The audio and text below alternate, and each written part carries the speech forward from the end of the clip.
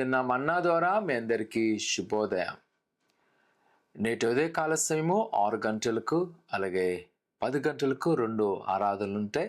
2 ఆరాధనలో జీవం ప్రకాష్ కుమార్ గారు దేవుని వాక్యం అందిస్తారు. ప్రతి వాసక రావాల్సిందిగా కోరుకుంటున్నా.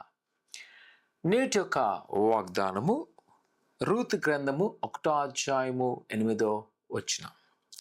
నా ఎడల మీరు దయ చూపినట్లు యెహోవా మీ ఎడల దయ చూపును గాక. ఆమేన్. ఒక దినాన నయోమి కుటుంబము మోయాబు ప్రాంతానికి వెళ్ళి సమస్తము కోల్పోయి నయోమి మరలా తిరిగి ప్రయాణం అవుతున్నప్పుడు తన కోడలు చెప్తున్న మాట ఇది.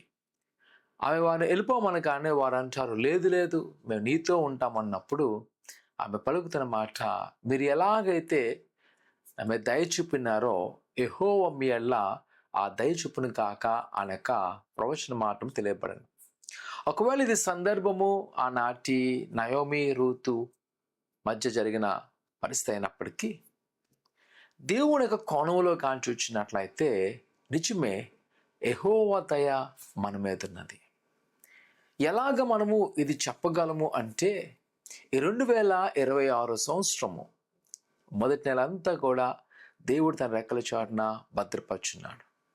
ఆయన భద్రపరచడానికి మనం ఏం చేస్తున్నాము అని చూస్తే కొన్నిసార్లు మన నమ్మకంగా లేకపోయి ఉండొచ్చు, మనం అనుకున్న ఆచరణ చేయలేకపోవచ్చు, మనం అనుకున్న ఒడంబడికలు మనం పాటించలేకపోవచ్చు.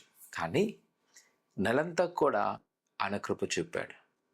నూతన వాగ్దానముతో, నూతన శక్తితో, నూతన కృపతో నడిపిస్తూ మరొక నెలలోకి దేవుడు అవకాశం చూపినాడు.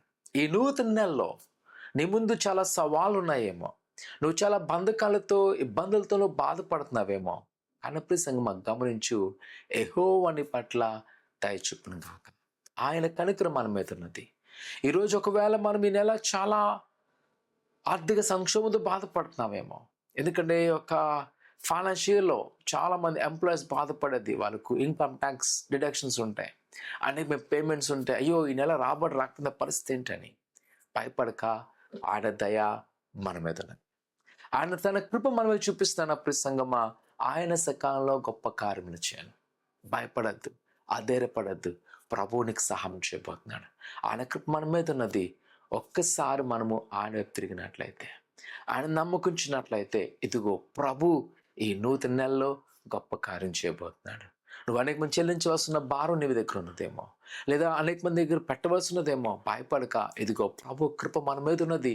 నువ్వు దేవుడి సహాయం చేయబోతున్నాడు. ఆయన మార్గాలు తెరవబోతున్నాడు. ప్రార్థన చేసుకుందాం. పరిశుద్ధుడా ఘనమైన దేవా నీ కొందాలు, నీ కృపాక్షములతో నింపండి, నీ దీవెన దయచేయండి. అయినా వారికున్న వేదన, వారికున్న శోధన, ప్రతి బాధలు దుఃఖాలు తొలగిస్తూ నీ కృపాక్షములతో నింపండి. మరి ముఖ్యంగా ప్రభా వారిని దయ వారి మీద కుమ్మరించి ఈ నూతన నెలలో వారికున్న ప్రతి సవాళ్ళను ధైర్యంగా ఎదుర్కొటకు సహాయం చేసి నీ ఉద్దేశాలు సఫలపరిచి బలపరచమని యేసు నామమున అడుగుతున్నాము తండ్రి.